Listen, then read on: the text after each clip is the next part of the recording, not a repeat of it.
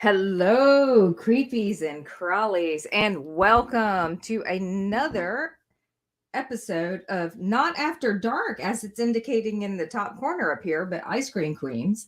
Um, let's bring in Lauren. I do believe it's just going to be the two of us this evening. Hello. Yeah, I think so. I think it's just Hello. us.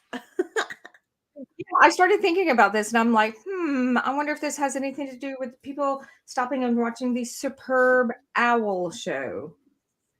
The Superb Owl Show with I think the only reason I would watch is for the commercials. Yeah, that one, the same Yeah. one and the same. One and the same. Yeah. So that's what our whole show's about tonight. Gothic football. No. No, it is not. Not at all. Oh my gosh. Okay. I didn't even think about it being the Super Bowl tonight when we planned this show, and it was near Valentine's Day, and we're like, Valentine's Day. I was like, you know what? There are a bunch of really creepy conspiracy theories with sports ball players. I'm not great on the sports teams and words, but that would have been a fun show to like look up and like see me talking completely out of my ass because I would have no idea what I'm saying. But That's okay. It would have We been do fun most of the time anyway, don't we? Just yeah. kind of make it up and talk out our ass. And Yes. That's So what I'm mostly planning for this show. I'm not even gonna lie. Sorry. Yeah. Me too. It's interesting. So a lot of people don't realize this, that we do have, you do, if you watch Destiny for any length of time, you do realize that we have other hostesses that join us. And sometimes we have a plan. We have this wonderful idea. We have a great topic. We have potential hosts, or excuse me, potential guests. And then it just, at the beginning of the week, just goes, wee, wee. And by the time we get to the end of the, by the time we get to show night, it's like spiraling around the toilet. We're like, would somebody please just flush that turd already? And this has been this week for me. It really has. It's been chaotic, just in general. But some of the stuff that I would consider to be chaos have been kind of fun and kind of enjoyable. But yeah, the other aspect of it, we've been planning and it's like, here, I have an idea. Can you help? Okay, no, thank you. Can you? No, thank you. Well, it didn't help that we're like, we're going to do this show. Nope, that didn't fall through. Okay, well, let's do this show. No, let's not do that one because of this. So we like hopped topics for a couple of times. By the time we landed on a topic, I was like, I have no time to put in. I know. Now. Well, and I think that's another thing that a lot of people don't really associate with our show, because we have a tendency to be a little bit on the chaotic side when it comes to. Yeah, I know, chaos. There's chaos. Chaos. Just me. Yeah. You. What? Chaotic. But no, normally we have already. You can do it. Thanks, Eli. No, normally at this point we have already, thought out our topics. We have already, as honestly, we have a spreadsheet because we're those type of people. There is a spreadsheet. Hours of research sometimes. Hours. Yes. And we look at the spreadsheets and we're like, here's the topic we want to do. And we think it coincides with this season. And we think it coincides with this. And let's talk about. So it's even before the beginning of the year starts, the beginning of each fiscal year starts, we look at a list of topics and we're like, okay, this is our goal. By the end, it looks nothing like what we had formulated, but that's okay because things happen. Things happen, and like when someone, especially if it's someone you're really excited about being a guest, comes in and you reach out to them and randomly they're like, yeah, I'd love to show the show thing, and that at that moment, whatever topics you had for the next about 5 shows gets thrown out the window, and you just present them dates, and you're like, we don't care. Yeah, whatever you want to do, that's fine. Yeah, whatever you want to do. So basically tonight, what we're going to do is we're going to kind of follow our normal outline. We do have a show outline. See, we are very, very prepared, and we are going to kind of go through our normal routine. And then our topic for this evening is we plan to talk about the Gothic lovers and the horror lovers, and basically those romances that appeal to people like Lauren and myself and our dark little hearts and the things that makes us happy. And we're going to talk about not only those, but maybe some that are celebrated as being lovers that might not necessarily be lovers, but they have been kind of lumped into that category. I'm I'm not talking about you and I. Oh, damn. Okay. Okay, I know. Sorry. So what have you been? It's been the week from hell. I'm not even gonna Oh lie. yeah, It has no. been insane. So what have Real you been life doing? has just been like slap. When it comes to especially like work and things like that. So I've just been slammed. I went thrift storing yesterday. I was sent on a mission to have a girls' day with my mother, sister, niece, my daughter. Like it was a whole thing. And the girls' day consisted of let's go to thrift stores and buy things. And apparently, no one wants their Torrid stuff anymore because I found so much Torrid, which, if you don't know, is kind of like an alternative plus size, could put lean Gothic in certain styles or certain decades. I don't know. Weren't they originally Clothing the store. Gothic, the plus size side of Hot Topic? Hot Topic. Yeah, that's what I originally always heard it. I've never seen it advertised that way officially, but like when people were talking about it, that's what everyone would talk about. They would just be like, "Oh yeah, no, that's like the plus size Hot Topic over there." And it was more Gothic back in the day. They've definitely moved around in what they're producing. There was a giant uproar about it on TikTok a while back. People complaining and like making fun of the lines coming out and like, oh, they're only giving plus size women like pastels and florals and shoulder cutouts, and it's always the same stuff, and we don't want any of that. And people got really mad. So I don't know if someone just dumped their entire Torrid collection, or if Torrid themselves were just like, these stuff are out of season here, and they donated it, but there was so much of it at the thrift store. Okay, so did they have tags on them? On the Torrid stuff I found, no, but it is not uncommon for stores to cut the tags out of it before donating. Ah. So I thought the same thing. I did find some other stuff with tags that I'll show you later. I made a TikTok about it. Oh, I'm dying to see it. Okay, so now there used to be a local thrift store here that would take donated items from a really high end like suburb boutique, and what they would generally do is they would leave all the tags on, but they would like draw like a magic marker line through the label.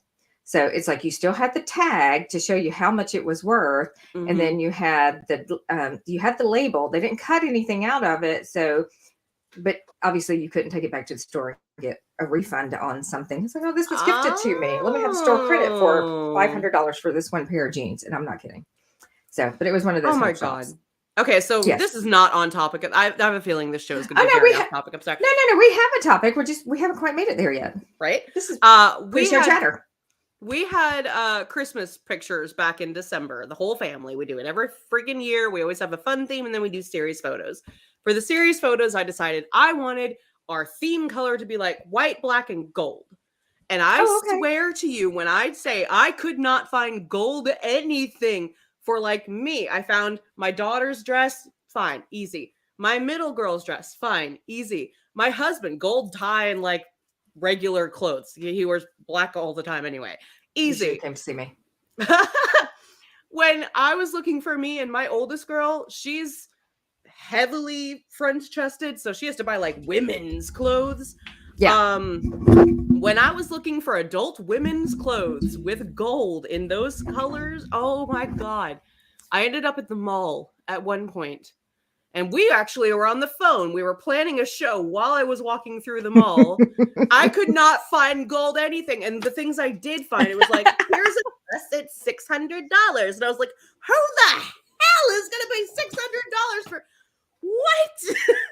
I was so completely baffled by the prices at these places at the mall. And I was just like, I'm a mom. I don't have that kind of money. No, actually, oddly enough, I have a lot of gold. You would think that I lean towards silver more because I wear a lot of black, but when I wear red, a lot of times I wear gold. So I have, I actually have like full length gold skirts. I have gold dresses. I have gold and black pants. We're not going to talk about that edge of my wardrobe because it's a little shocking sometimes. Very much Disco out. Yeah, and you just layer that with spider webs and spider webs and spider webs until somebody's like, "It kinda works." You know?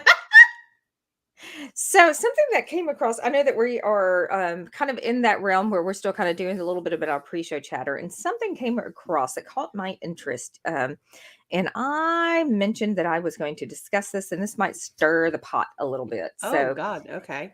um so, have you seen anything recently about Britney Spears' family and friends possibly trying to coordinate and schedule an intervention? No, I have not seen anything of that. Why? I mean, that's kind of the worst intervention in the world if everyone else already knows about it. Um, isn't that supposed to be like a surprise? It's like the crappiest surprise party ever. Yeah, that's what I was thinking. However, but some of the things that I was seeing about it is that they were wanting to address her um, lean back into drug abuse, and then Oh, her unmedicated mental illness issues. okay. Well, I don't know too much of what's going on with that. Because I've seen her on TikTok. There's been a few instances where she's made a couple videos and people have been like, "What the heck is going on over there?" And I'm like, "Dude, she's had like an entire lifetime of crap. Let her be mentally ill and loving herself. Just leave her alone."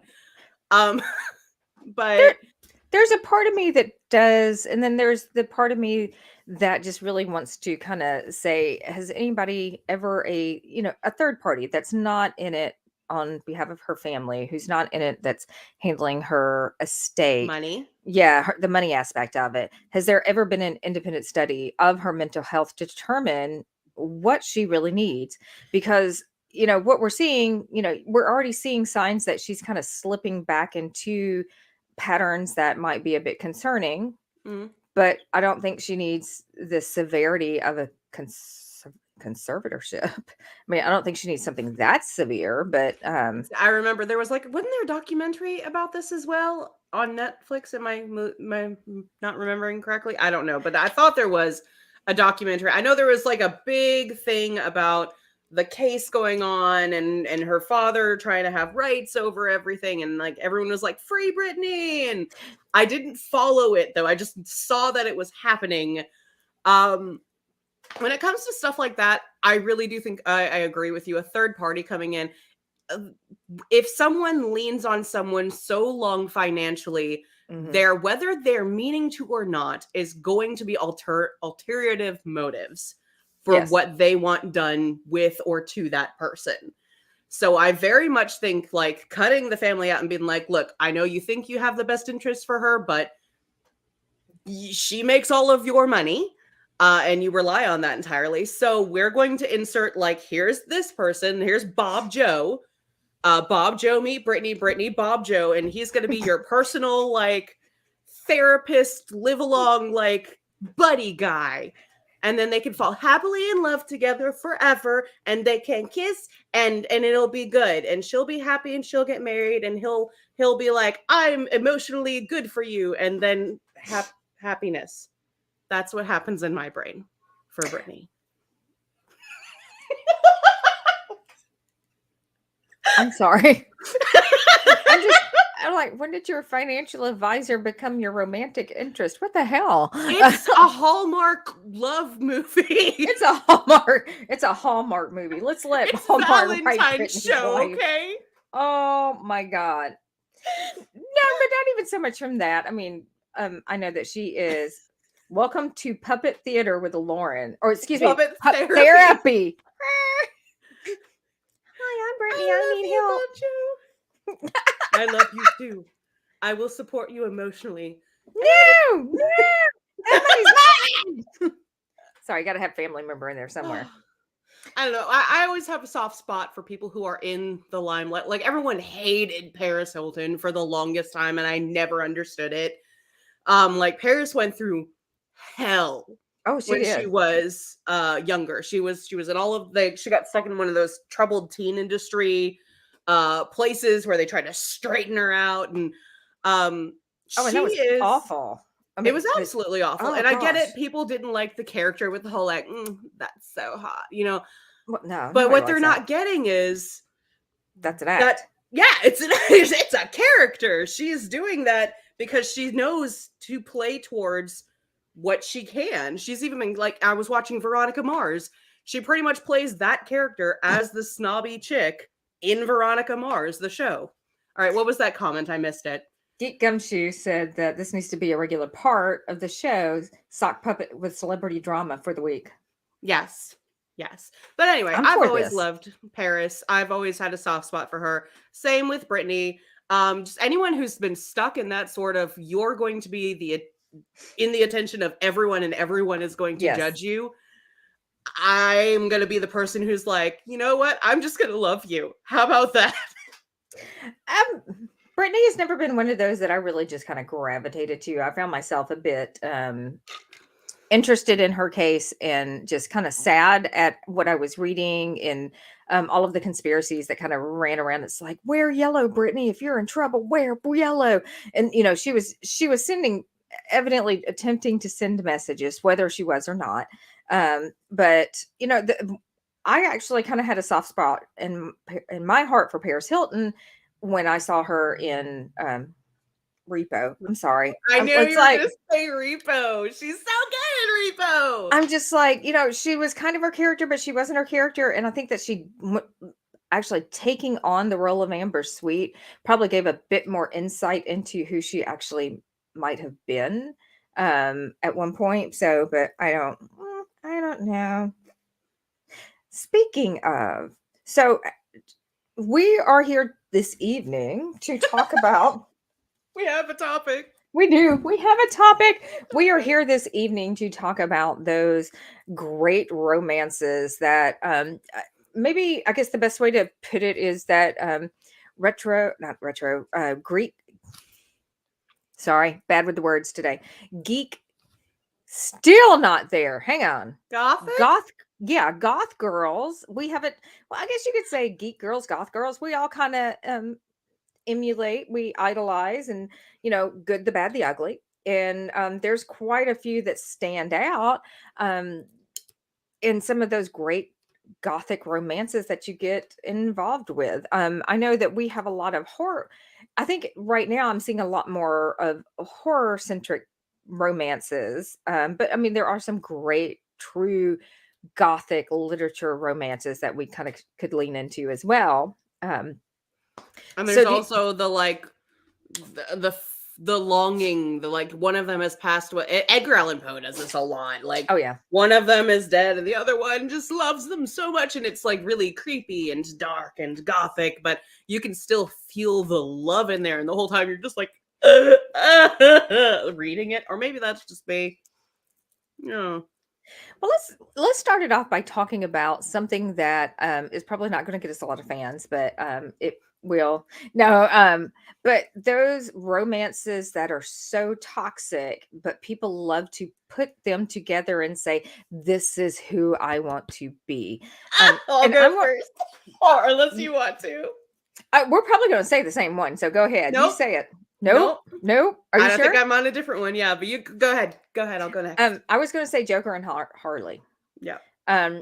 Not necessarily gothic, but I think that they kind of fall into that category. A lot of goth girls do kind of love that feel, but the Joker is the ultimate in evil in that universe, and he abuses Harley on a regular basis.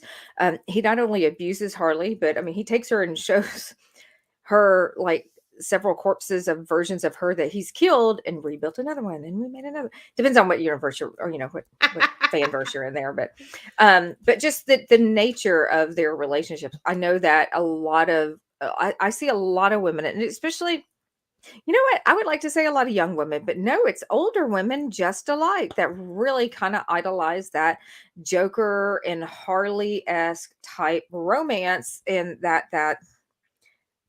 and I'm like, oh my God, it's extremely toxic. He abuses her, and it's a horrible coupled pattern any type of realistic expectations of romance behind. Yep.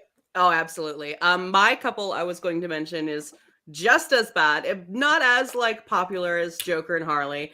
But Charles Lee Ray and Tiffany Valentine, also known as Chucky Chucky. and Tiff.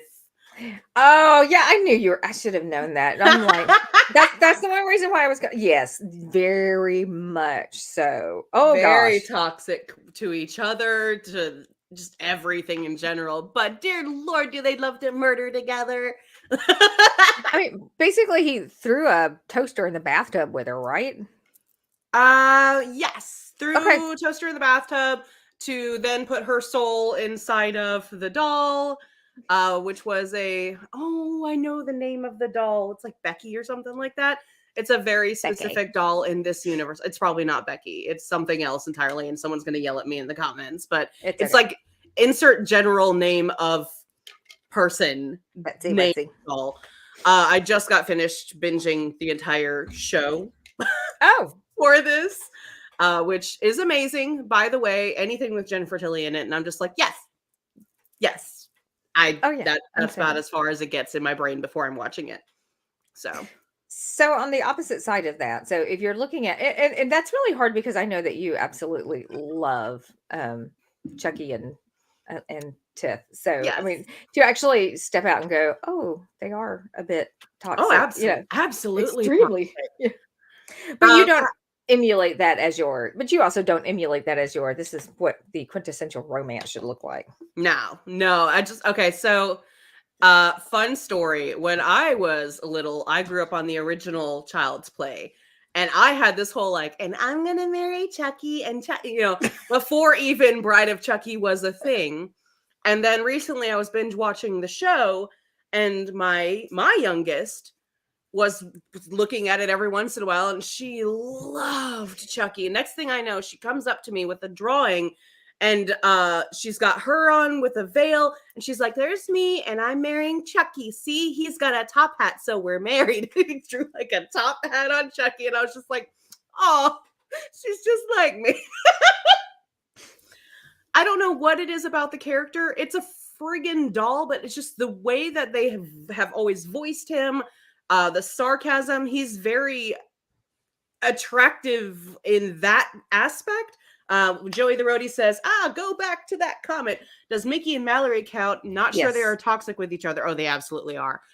Just towards everyone else. No, they're both toxic towards each other as well. I don't know. Are they? I believe so. They pushed each other to do a lot of like weird things, and then there was the part where okay, sorry, someone else is saying Go back. bring Go back. that one back. Always found that. I always found the Johnny and June romanticizers to be off target. They fell in love while he was married and gone from his wife and left his family as a result.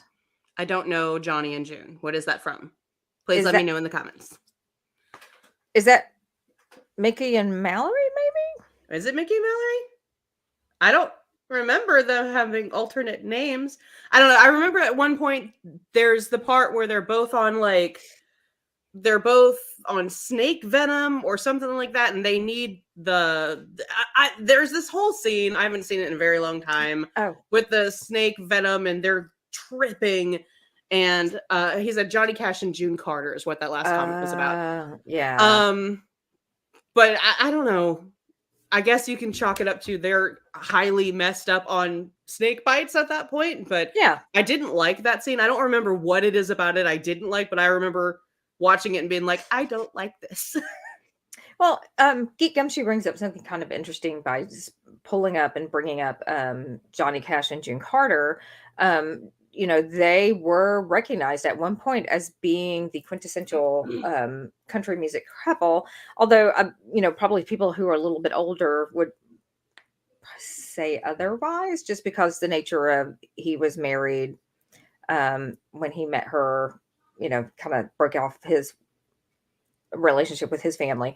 But they were regarded as being this incredible like force of love between one another, and supposedly, quote, she saved him. However, they were very toxic. I mean, it was a very, very toxic relationship. What are you laughing at? I'm sorry. I am that one person who doesn't know Johnny Cash all that well. Oh my Um, God. Okay. I was taken to the Johnny Cash Museum with my husband and some family friends, and we went through the thing, and I was like, okay, he dressed cool, that's nice. And then it got to the end, and they were playing the one song of his I did know, and that's only because it's from a different band. And what was that? Hurt? 9 Inch Nails? Yeah. I was going to. You're And I was like, fired. oh, this my guy. God, you're Okay. fired. Johnny Cash. Come on. Not my style of music. Never was. I was never a It's big okay. country lover.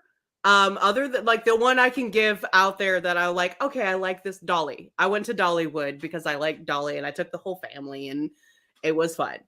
That's very not gothic. That I want a gothic Dolly now. That would be fun.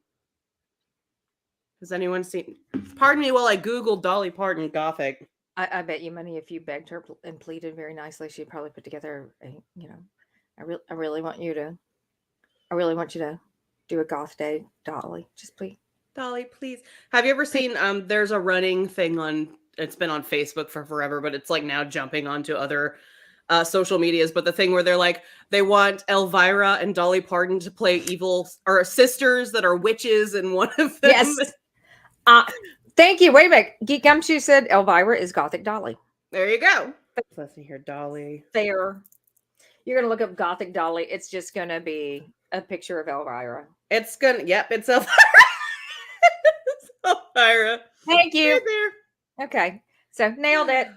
Oh. Hang on. Real quick. I don't know if you can see it here. Okay, so she has a black dress. Is that Dolly? That's Dolly. Okay. Younger. Way younger. But yeah, there you go. Dolly in black. Oh, that's cute too. That's more recent. It's got like a bunch of chains and stuff. Stupid lighting. I can't get it. No, but I want to wear a black wig with it too. Oh gosh, I don't know if she'd do all that. Oh, come on. Dolly, please. Dolly, please. Oh, we got like a Catwoman style looking suit here as well. Meow. Okay. Okay. So kind of back to the topic. So Googling Gothic Dolly Parton. I know. Okay. We're not down a rabbit hole looking at Gothic Dolly pictures. Oh yeah. I'm just surprised it wasn't a bunch of fan fiction or like those obvious pictures where someone's like taken the head off of one photo and like stuck it onto another one. Yeah. We have like Dolly Parton's face in the Catwoman costume. Bigger tits. Yeah. Yeah. So, there are a lot of couples that I think because of the Gothic nostalgia and I guess there are a lot of couples that can kind of push together and are kind of although they're not necessarily meant to be together, they are just kind of pushed together and they have kind of developed this whole perception that they are a couple. I'm sitting here looking at the Bride of Frankenstein right now, and Frankenstein and the Bride of Frankenstein, she was created for him. However, I can't remember if she actually in the book was able to come to life, but I know like in the Kenneth Branagh movie, she immediately sees him, dumps herself and gas and sets herself on fire. So every movie version I've ever seen, the romantic ending aspect of it doesn't really quite go as planned. Yeah. But this is what caught my attention. Like, this is my lunchbox. And that was never a thing. Yeah, but I love the lunchbox though. That's really cute. Oh yeah, it was never. We always wanted it to be a thing. I think because we all we felt for the monster. And Aww, yeah, Barbie. I know. Aren't they? Yeah, these are my Monster High dolls. But I mean, it's like we have this whole creation of a love story between these two characters that never really happened. But somewhere deep down inside, we're just wanting to go, oh, he needs his love too. And we want to feel like maybe she didn't set herself on fire or didn't die in the process, or maybe she did eventually come to love him. Yeah. but we know that, we know that if you read the book, it's Yeah. not true. So, On toxic couples, I mhm. actually just watched, and there's only one season out, but the Interview with Vampire show, Ooh, where yes. Louis and Lestat are straight on. They are a couple. Oh They yeah. are lovers. There's many gishy, wishy, kissy scenes, and it's really sweet. But they were so bad for each other. You could feel the love Mhm. that they had. They acted it and portrayed it all very, very well in this show. But you could also see the toxicity and how they didn't eventually match up as well as they did in the beginning, which even then in the beginning was still very like toxic. Lestat was just like, yes, I know you have a family, and yes, I know you love them very well, but now you're my vampire person. Deal with it. And like, it was Um, really weird. yeah, and honestly, in reference to the book version of that, because I know there are a lot of people who are kind of pushing back and saying that it's like, it's not the original story. And they're probably kind of leaning into the they were not a gay couple. Yeah, they were pretty much a gay couple. Um, if you read any of the book, yes, there was a love affair. It just wasn't as heavily played upon, Hmm. whether it was in the book, probably a bit more in the book than in the movie. It just Hmm. wasn't necessarily as strongly played upon. I mean, if you look at the nature of the two of them together, yes, they were definitely a couple. And they did one of those things that truly, truly toxic people do. And it's like, let's have a kid to save the marriage.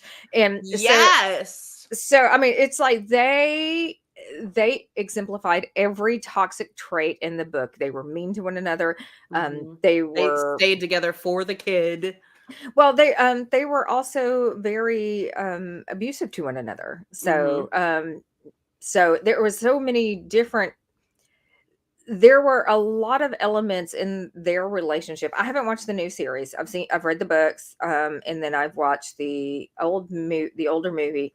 I've read, I think, pretty much the graphic novel is straight up the book.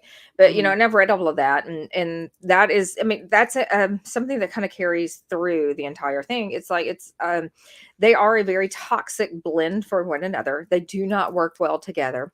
The only saving grace is at the end when Lestat calls to Louis after, burying himself down in a hole for God knows how long.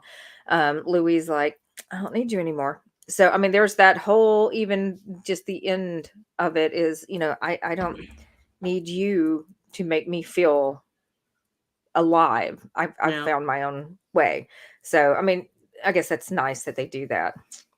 Mm. So let's talk about some of the more traditional, the families that we love, and the Adam's romances. family. Sorry, every single Yes. time someone talks about the good, lovey families of Gothic world, every single Adam's family. That's just what pops right into my head. So let's talk about the good, the bad, and the ugly of the Adams family. I mean, it's mostly good as always, but you do have some elements of personality and traits that have a tendency that would kind of fall into that whole toxic realm. I've kind of seen their relationship broke down from multiple different facets. And first and foremost, as exploring a ideal couple situation, a healthy relationship. As for media, they are probably the closest thing to a healthy husband and wife and family dynamic that we've ever seen. However, there are some things in there that are like there's a lot of obsession. It's Yes. not just love, it's there's some obsession Oh yeah, in it's there. very much obsessive. Yeah. Um and it is and it's basically a trait that's taught. If you go and you watch the second Adams Family movie, Adams Family Values, when Mhm. Wednesday starts interacting with her new young Like, boyfriend, her boyfriend, um, you are already starting to see those elements of obsessiveness and possessiveness starting to rub off on her. But I think that it's meant to be. I don't think it's necessarily meant to say, he's obsessive, she's being possessed. I think it is just to say, I have your back, but it's just done in such an extreme way that sometimes it is perceived as that. Okay, so in my brain, this is just a rant because you brought up the boyfriend from the second movie. My brain likes to come up with fun stories to where, like, if an actor's played one thing in one movie and then Hmm. they've played a different thing in a different movie, the worlds have now combined and it's the same movie. So in my head, Wednesday Addams dated Bernard the elf from the Santa Claus when he was younger, and also her nemesis ended up Oh my growing up God. turning into a vampire and dating Spike from Buffy. Um Wait, what? the little girl, like, does your lemonade have real lemons in it? Is Harmony from the Buffy series. I did not know that. Yeah. Oh. So like every time you see the little blonde girl, she's in both movies, and Hmm. she's like, she plays the stuck up, kind of girl who's Hmm. above it all. Yeah, later on, she is Harmony in Buffy the Vampire, who ends up turning into a vampire, and and it follows it along perfectly well with she used to go to day camp with Wednesday Addams. In my head, they're all one story. Okay, so basically, Wednesday Adams' boyfriend grew up to become Bernard the elf Yes. in a Christmas. And What the else was Santa he in? Claus. He's been in a lot of really good stuff. Ba-da-da-da. He's not Moon Knight, is he? The universe. Oh, Firefly. Who was he in Firefly? Serenity. Wasn't that him? Hang on. Uh-huh. Yay, Google. Bernard the elf. And now is the point where we just sit here. David Krumholtz. Okay, played by, and give me his movies. Was he in 10 Things I Hate About You? I have never seen it. There's like a couple of actors that I get mixed up because it's like they're all in that same age break at that age bracket, and they all play very similar roles. Fair. Let's see here. Give me movies and TV show, dang you. Okay, the Santa Claus, the Santa Claus, the Santa Claus, Adam's Family Values, the Santa Claus. Yes, 10 Things I Hate About You is on Okay. this list. So you are thinking of the same person. Oh, he was in a bunch of Harold and Kumar movies as well. And So Oscar Isaacs is the one that's in Moon Knight, and I think Oscar Isaacs was also in Baby Doll. Mr. Serenity, yes. Universe on Serenity. Yes. Okay. Love that actor. He is wonderful. Geek Gump Shoes says, I don't see that the level of Gomez and Morticia's obsession is anywhere near dangerous or inappropriate. They have to support each other because they are also so different from everyone else, which is actually kind of an interesting thing to kind of touch on. We saw a little bit of that. The next one I was going to kind of lean into would have been the Munsters. I don't think you can say the Adams Family without saying the Munsters because, Lily and although it wasn't as passionate as what most people would consider Morticia and Gomez, but Herman was always frisky. I mean, we know that, so, and yeah, he was always chasing Lily around, but I think she was just a bit more. Not now, honey. Hold it, tiger. But yeah, but no, but kind of the same concept that I was thinking with them is that they have to, both of those families have to have a strong relationship because it is them against the world. Everybody else outside of those four walls views them as being unusual. Although I don't think that they realize that people view them as being unusual. No, they think that they're perfectly fine. But outside those four walls, everybody thinks that they are unusual, and that has, caused their relationship to be very solidified and making sure that they have each other's back. And I think that's the key to having a good, strong romantic relationship is always feeling comfortable that your significant other, no matter what you do, has your back. Fair. I do have to respectfully disagree on the comment, though, just Mm. on one part where they're never inappropriate. Because there are quite a few many scenes in the new TV show, in the movies, and such where they get very, very much public display of affection to the point of like loudly moaning and like in front of the kids, in front of like in the audience at places where No, I was there's thinking the Munsters, not the oh, Adams I was family. jumping back at Adam's family at that Oh no, comment. I just no. wanted to say like they I they get going a lot.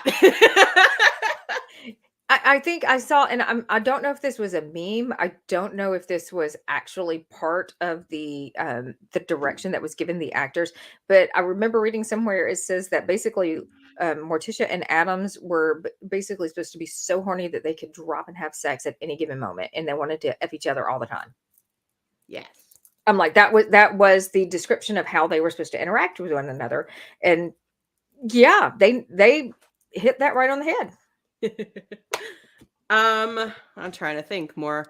Gothic couples, Dracula is a real fun one Oh. there. That's a very toxic kind of love. It's very obsessive with the oh god, what's her name? Mina. Thank you. Although I think if it's the book version, I think it's Lucy that he's in love with. But we're just gonna go with the Yeah, movie Mina version. is the in the movie. She's the one with Yeah. the red hair that comes out with like the white dress and all that. That really great iconic scene. Oh, isn't that her? Lucy wears the big red dress and the flowing hair, and Oh, is she's that okay? yeah, and has the white dress that her wedding dress and everything. Oh, okay, Mina, okay.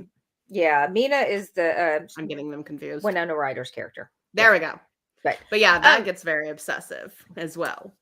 well, but but that's also one of those things where it's obsessive, but it's a little bit of a different situation. It's not that he has found this one person and he is absolutely obsessed with her. He is seeing the basic reincarnation of his lost love. At the beginning of that movie, and I'd have to go back. It's been many, many years since I've read the book, but I would have to go back and read this. But if at the beginning of that movie, it starts off by saying that Vengeful Turks sent a message of his death in battle to his beloved Elizabetha, who then threw herself into the river. I mean, okay, I just want to comment. So flash that back up. So when they were talking to Gary Oldman about this movie, one of the things he said, the reason that he wanted to play this part so bad is just so he could say that line, I have crossed oceans of time to find you. How often do you ever get a line like, I mean, nobody ever gets to say that. Tish, you spoke the French. You spoke. That's pretty much an orgasm. You spoke the French. That's not what it said. I know that's not what it said, but no, I think Dracula is a little bit different. Depending on if you're looking at it from the cinematic version that we associate with Gary Oldman, and you're talking about somebody who has lost the love of his life. She was taken from him unjustly, and then he, in a new world, happens to see a photo. I mean, actually, even in the old world, happens to see a photograph of a woman that looks identical to her, and then goes to this new world to actually see this woman. Now, I want to possess you and make you mine, but he also tries to send her away at one point. He's like, no, you don't want this. So, but and it allows her the chance to possibly back out of it. I mean, we're talking about a vampire. It's like, no, I don't want to damn you to this, but you're coming with me. I don't. Vampires, the gap age romance of the times. I never know what to do with those, because on one side, like, I grew up with the love of vampire, like everything. That was my favorite thing to read, to watch, to everything. And now as an adult, I'm looking at it and I'm just like, dude, you're like 500 years older than her. At least let her like finish college or something. Okay, wait. That kind of brings me to another subject because this is something not off topic, but it is definitely if you are a 1,000-year-old man, if you are a 500-year-old man, and every single time they seem to go to a high school to find some teenage, young 20s girl, it's like high school, college age, right out of college. What in the hell do you have to talk about? The football team. No, I don't.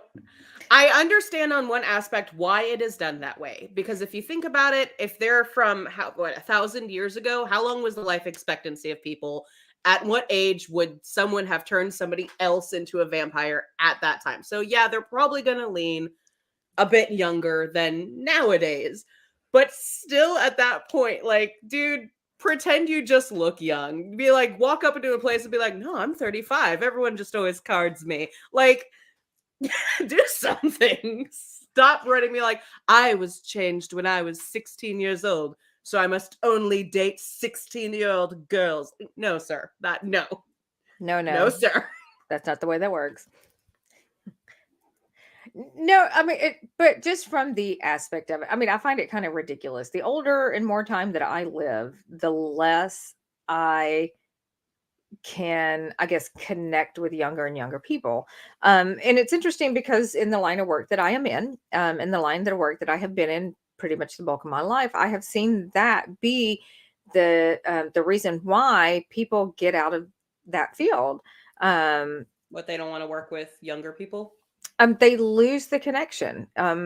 It sometimes becomes very difficult for somebody who is in their like this. If you're hitting retirement age and you're dealing with 18-year-old kids, you're at a totally different place in your life. Yeah, that's I fair. mean, I mean, think I about didn't it. get along with kids that age when I was that age, so I No, generally I didn't either. But for Eli commented, Drac, please take a seat over there. but but the whole concept that somebody who is hundreds and hundreds of years old, who has seen so much and has, lived so many different lives, would come up to somebody who is, Twilight. Sorry. yeah, somebody who's reading Twilight, going, "Let me tell you about this wonderful book I'm reading," and they're just like, That's awesome. Really "Yay! cool. Can I meet your mom now?" you know, Please tell me your mom's hot, milf. But yeah, There's that's so many relationships like that that are like really looked at throughout time, movies and things like that. And every time I grew up loving them. I grew up loving them so much. And Mhm. now I look at it and I'm just like, that could be my daughter. Yeah. Ew, no. Ew. Yeah. No, no, no. No, no, no. Speaking of fun and age gaps, I want to hear your take on this. All right. So, Okay. innocent movie. It's for children. And there's a wonderful love romance in it. The Nightmare Before Christmas. Now, Mm. if you think about it, it is an age gap. Sally is brand new. Made like, I don't even know how old she is. She's brand new. And Jack has been around for a while. He's been the Pumpkin King for like ever. What is your take on that? Are they starting him early on the vampire love? Or is it just like a cutesy, she's a rag doll and, nothing more to it than that? I'd have to give that a little more thought, honestly. Um,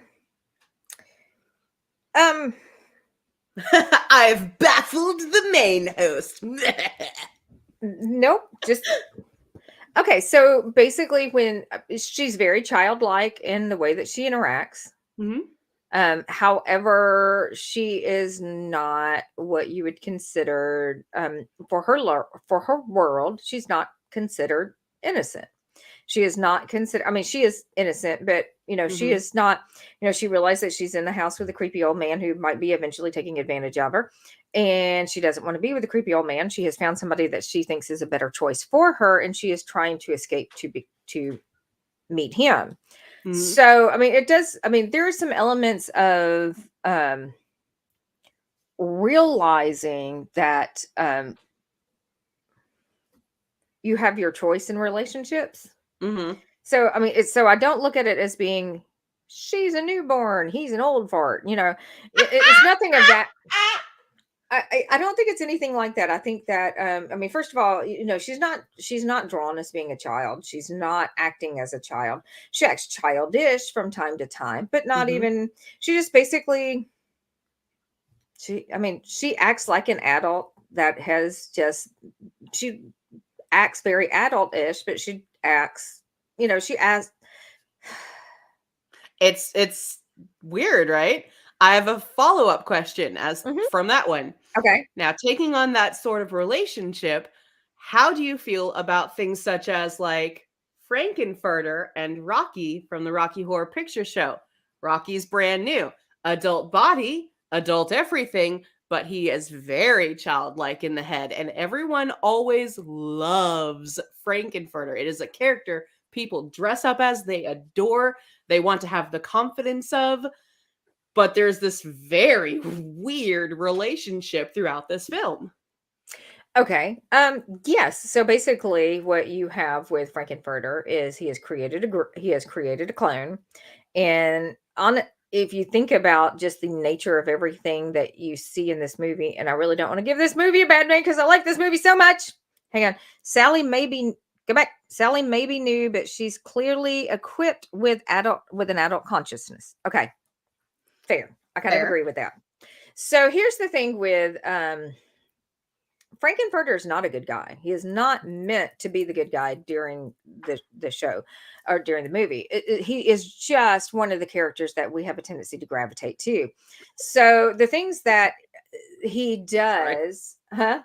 I said Jareth, Goblin King. All right, continue Yeah, on. well, I know he's another one. We absolutely adore Jareth the Goblin King, but he is not the good guy, and he does things that, in all actuality, we'd be like, "Ooh, yeah, don't, ooh, no, ooh, creepy." How But old is that person, sir? How old are you? I know you're stealing babies and you're luring small young women into your labyrinth, but you're David Bowie in a wig and a big old honking Pants. pantsuit. So yeah, no, it's like he's the character's meant is designed to be beautiful to distract from the fact that he is an evil character. Mm-hmm. Is or I mean, he's an evil character. Think of what he does, and I mean, what his purpose is, and what he does. So, Frankenfurter, kind of the same thing. We are distracted by Frankenfurter by his charisma. We are distracted by him by his charm Mm-hmm. and his flamboyance, and his humor. He's Mm-hmm. quite funny. But the truth is, everybody, He does the lip thing. yeah. Um, Love it. the truth is, everybody within those four walls, everybody within the castle has been groomed. Yep. Um, And one more jump off of that, and I'm gonna shut up. mhm. Jumping from the relationships that are in that toxic realm, but we still love the guy, the villain, Legend, who wanted her to run away with Tim Curry, because I freaking did. Oh, I did too. Oh my gosh, he was. I don't know. I kind of realized that when I saw Legend and I saw Tim Curry that there was something seriously wrong with me. No, actually, it wasn't even so much that the character, because I mean, truthfully, I mean, the character that he portrayed, if you saw that stepping out of the mirror, yeah, you probably would have been like, "Ah." I was more in love with the dress, I think, than I was with anything. It's like the scene with the dress where she's dancing with the dress is probably um Tim Eli. Curry with a D six pack. Thank you, Eli. Yes. Well, and then as Geek Gumshoe says, Tom Cruise's character put you to sleep. Tim Curry had that big booming voice. He was very charming, but you never lost sight of the fact that he was frightening. He was an evil guy. He wanted you to kill the vampire, but he was frightening. I mean, think about it. How in the hell are you gonna kiss that? Pick me Hold up, on to baby. let me hold on to the horns. I'm serious. You're gonna swing from the horn. Okay, wait a minute. Wait a minute. Horns, that's a nice like area to grab there and brace yourself. I'm just saying Tim Huh. Curry has played too many characters. Like he can voice a freaking slime slob of God from what it was that freaking movie with the little fairies and then they're in the trees and Oh Fern yeah, Gully. Warren Gully. Thank you, thank you, thank you. Yeah, he's like a I don't So even know, a cloud of yuck. And the song he sings, you're just like, I love the yuck. do you have this worked out? I do not have this worked out. I have this worked out. I'm sorry. Upper body strength. I gotta be Yeah, all upper body it's a strength. workout at the same time. You gotta build up the muscle. But here's the thing. Okay, not that Tim Curry has not been a good-looking man. Tim Curry, in his younger days, was a very, very good-looking guy. Rooster and Annie. Oh, yes. Oh, yeah. Even going back further than that, I mean, in his 1970s long hair days and stuff like that, I mean, he was very good looking. However, I think more so with Tim Curry is you get seduced by the voice. That's true. He's pretty though. Like he's just got He's charisma all in the Frankenfurter outfit, and he does that strut with the fishnets and the heels, and he's just going for it. You're just like that Okay. confident. Okay, so there are people in there that you're like, "Ooh, I like him. I want to be friends with him." And then there's people like him that you're like, "Ooh, I want you to put me in that outfit and dress me up and make me feel that good." So yeah, and that's what that is. That to me is like, it's like just when everybody comes out in the inn and they're dressed up in the Frankenfurter outfits, and I'm just like, I want to wear that too. So it was more that. It's like I want to. What was the line from the song something about Fay Ray and her satin dress and her satin drape frame realizing that as it clung to her thigh, how I started to cry because I wanted to be dressed just the same. Thank you. There you go. And that was me at that end scene floating in the pool. I wanted to be dressed just the same. Thank you very much. Fair. Do you think we covered the topic? Maybe. I know we didn't really talk about the more traditional, like, I have read, I actually just reread Jane Eyre with the intent of talking about it. And I had purchased a copy of Gothic. What? I'm sorry. You didn't get to talk about it. It's okay. No, actually, I think we kind of touched on some other things. And I don't think you can talk about, I don't think that you can't talk about Gothic romances without touching on things that are a bit toxic and things that we should celebrate with the Gothic couples that we idolize and that we want to emulate, but also not point out those that we should not under any circumstances ever try to emulate. Yeah, I mean there's a lot we miss. Beetlejuice and Lydia, once again, don't want to emulate. Yeah, but there's not a whole cartoon there's not a lot of good Gothic romances, even in real life. You think of Marilyn Manson and Dita Von Teese, and then you go back and hear what their relationship was like, and it's not anything you would want to. So we need more Gothic love romances. If you have wonderful Gothic love romances and are listening to this, send us your photos. What? Send us your photos. I don't know. We'll have like a little 5-minute thing. Send nudes. We don't want nudes. That's what I heard. Nudes. We got good Gothic romance. Send us your photos. I'm like, we're gonna loving Addams Family-esque style. I'm still hearing nudes. Send us your nudes. Send us your nudes. Yeah. Send us your recommendations for what Gothic romance that we should be looking at, saying that this is what should be ideal Gothic romance. And with that said, before anybody else can say anything else and suggest that there's nudes being sent. Autobotopia? What? Okay. Purple. Pleasant screams. Bye, y'all.